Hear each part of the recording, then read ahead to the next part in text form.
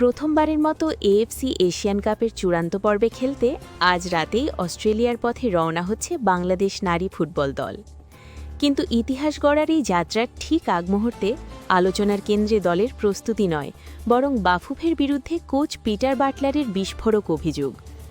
দেশ ছাড়া লাগে বাফুফে বদলে আয়োজিত সংবাদ সম্মেলনে জাতীয় দলের ইংলিশ কোচ পিটার বাটলার প্রকাশ্যে ক্ষোভ ঝাড়েন ফেডারেশনের অব্যবস্থাপনা নিয়ে। প্রস্তুতির ঘাটতি, পরিকল্পনার অভাব এবং পেশাদারিত্বের সংকট সবই উঠে আসে তার কথায়। ডিসেম্বরের পর কোনো আন্তর্জাতিক প্রস্তুতি ম্যাচ না হওয়াকে বড় ব্যর্থতা হিসেবে দেখছেন বাটলার। তার অভিযোগ, জাতীয় দলের প্রস্তুতির চেয়ে ঘরোয়া লিগকে বেশি গুরুত্ব দিয়েছে বাফুফে। ফিলিপাইন, মালয়েশিয়া ও থাইল্যান্ডের বিপক্ষে প্রস্তাবিত ম্যাচগুলো বাতিল হওয়ায় প্রস্তুতি মারাত্মকভাবে ব্যাহত হয়েছে। সংবাদ সম্মেলনে প্রস্তুতির ঘাটতির কথা স্বীকার করেন বাফুফের নারী উইংয়ের প্রধান মাহফুজা আক্তারও। তিনি জানান, আরও প্রস্তুতি ম্যাচ ও বিদেশে ক্যাম্প হলে দল উপকৃত হতো, তবে সিদ্ধান্ত এককভাবে তার নয়। তবে সব নেতিবাচকতার মাঝেও তরুণ খেলোয়াড়দের পারফরমেন্সে আশাবাদী কোচ।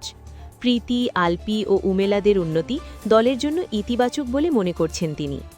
একই সঙ্গে বড় দলগুলোর বিপক্ষে ভুল করলে বড় ব্যবধানে হারার আশঙ্কার কথাও জানান।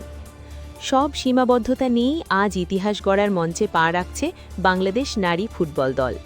মাঠের লড়াইয়ের পাশাপাশি এবার যেন প্রশ্নের মুখে দেশের ফুটবল ব্যবস্থাপনাও। এখন দেখার বিষয়, সমালোচনার জবাব আসবে মাঠে না বোর্ডরুমে। Subscribe now for daily news and updates.